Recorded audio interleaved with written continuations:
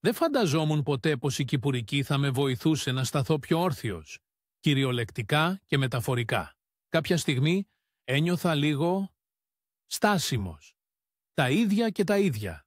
Ώσπου μία μέρα είπα στην Άννη: θέλω να φτιάξουμε έναν κήπο. Όχι για να φάμε, για να ξανακινηθούμε. Κι έτσι ξεκινήσαμε. Σκάψαμε, κουβαλήσαμε, φυτέψαμε. Ένιωθα ξανά χρήσιμος. Τα γόνατά μου πονούσαν στην αρχή, αλλά ο νους μου ξυπνούσε. Έπρεπε να μάθω ποιο φυτό θέλει σκιά, ποιο χρειάζεται πότισμα κάθε μέρα.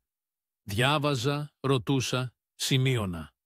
Ο εγκέφαλός μου, που είχε συνηθίσει στην ξεκούραση, ξαφνικά δούλευε.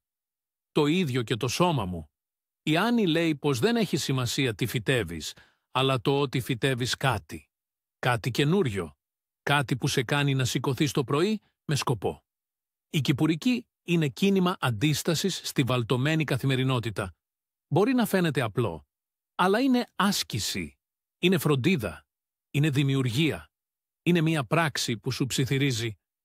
Μην το βάζεις κάτω. Μπορείς ακόμα να αρχίσεις κάτι από την αρχή. Στον κήπο μας δεν είμαστε ηλικιωμένοι. Είμαστε δύο άνθρωποι που ανακαλύπτουν κάτι νέο. Εκεί ανάμεσα στα λουλούδια και τα ζυζάνια νιώθουμε πιο ζωντανοί από ποτέ. Και κάθε φορά που ξεπροβάλλει ένα νέο φύλλο, λέμε: μπράβο μας, δεν σταματήσαμε, δεν βαλτώσαμε, συνεχίζουμε.